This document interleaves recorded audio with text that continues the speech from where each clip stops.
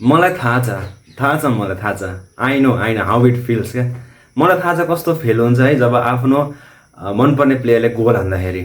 I know from the last world cup क्या, जब first match अर्जेन्टिनाले साउदीसँग draw होइन हारेको थियो त्यो टाइममा अब अर्को गेममा कस्तो खेल्छ के हुन्छ ला क्रिटिसिजम, अरे हप्तैभरिको क्रिटिसिजम सुन्दा ट्रोल सुन्दा मिम हेर्दा मान्छे फ्रस्ट्रेट भएको हुन्छ नि त।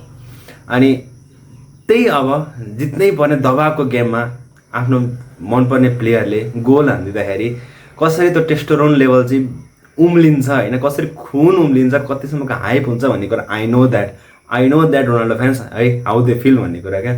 बधाई छ रोनाल्डो फ्यान्सहरूलाई, रोनाल्डोलाई पनि बधाई छ, पोर्चुगललाई बधाई छ। खेल हेरेर मजा भयो होला तपाईँहरूलाई होइन, 2 गोल हान्न पनि जस कमब्याक भयो भन्दा पनि हुन्छ। राम्रो खेल्या हो है, 5-0 हान्नु भनेको त एक किसिमको त बबालले पर्फर्मेन्स देखाएको, गेम प्ले बबाल थियो, पर्फर्मेन्स सबैको बबाल थियो, रोनाल्डो मात्रै बबाल राम्रो खेल्या भन्ने कुरा होइन, ओभरअल टिमकै गेम बबाल थियो क्या, ट्याक्टिक्स पनि बबाल थियो। अब आई नो द्याट होइन, उज्बेकिस्तानसँग खेल या भन्ला होइन, तर उज्बेकिस्तानसँग 5 गोल हान्नु पनि ठुलो कुरा हो क्या, राम्रो पर्फर्मेन्स गरेर 5 गोल हान्ने हो होइन त। अब यता 5 गोल हान्दा के हुन्छ, कन्फिडेन्स लेभल अब हाई भयो नि त। अब कोलम्बियासँग गेम छ, अर्को त कोलम्बिया टफ टिम हो, कोलम्बियाले जित्यो भर्खरै है, कङ्ग्रेचुलेसन्स टु देम। अर्को राउन्डमा पुग्यो कोलम्बिया त राउन्ड 32मा। अब ग्रुपको टपमा को हुने भन्ने कुरामा कम्पिटिसन चलिरहेको छ है, कि त कोलम्बिया हो कि त पोर्चुगल हो। अब कोलम्बियाको रुटमा हामीले के सोचेको थियौँ भन्दाखेरि कोलम्बिया सेकेन्ड हुन्छ, पोर्चुगल 1 सोचेको। अब अहिलेको कन्डिसन हेर्दाखेरि चाहिँ कोलम्बिया 1मा छ, पोर्चुगल सेकेन्डमा छ है। तर कोलम्बिया र पोर्चुगलको गेम ड्रै मात्रै भयो भने कोलम्बिया अभियसली नम्बर 1 हुन्छ होइन। अब पोर्चुगलले जित्यो भने पोर्चुगल नम्बर 1मा जान्छ, कोलम्बिया नम्बर 2मा आउँछ। किन भन्दाखेरि पोर्चुगलको पोइन्ट बेसी हुन्छ, त्यही भएर जाने कुरा भइहाल्छ। तर पर्फर्मेन्स यस्तो बबाल खेल्यो कि हिजो राति है, यो यस्तै खेल्ने हो भने त पोर्चुगल धेरै माथिसम्म जान्छ है, धेरै माथिसम्म जान्छ। पोर्चुगल पछि कोलम्बियालाई जित्ने चान्स पनि एकदम हाई हुन्छ यस्तै पर्फर्मेन्स दिने हो भने त। I know how it feels है, त्यो गोल हान्दाखेरिको त्यो स्टेडियमको इरप्टेड है, स्टेडियम यस्तो इरप्ट भएको थियो, यहाँ साथीभाइहरू यस्तो इरप्ट भएका थियो, या हुन्छ नि I know that how it feels क्या। बधाई छ सबैजनालाई। आज यो हप्ता राम्रो जाने पर्यो, रोनाल्डोको फ्यान्सहरूको। हप्ता बिन्दास जान्छ, बिन्दास ट्रोल हेर्दा बिचराहरूलाई ट्रोल गर्दा कस्तो भएको त्यो पल्टायो, फेसबुक पल्टायो, इन्स्टाग्राम पल्टायो। भगवान् ठुल्दा छु, धन्यवाद तिमीलाई 1 हप्ताको लागि साइलेन्ट बनाइदिएकोमा। अर्जेन्टिना फ्यान्स, मेसी फ्यान्सलाई चाहिँ साइलेन्ट बनाइदिएकोमा 1 हप्ताको लागि तपाईँलाई धन्यवाद। अनि अर्को गेममा कोलम्बिया र यो भर्खरै सक्यो गेम कङ्गोको गेममा चाहिँ कोलम्बियाले बबाल प्रेसिङ गराएको थियो होइन, डिफेन्स यस्तो गरिरहेको थियो, कङ्गोले यस्तो गरिरहेको थियो। गोल हान्न त्यति सहज दिएको थिएन है, तर अन्तिममा गोल हान्यो।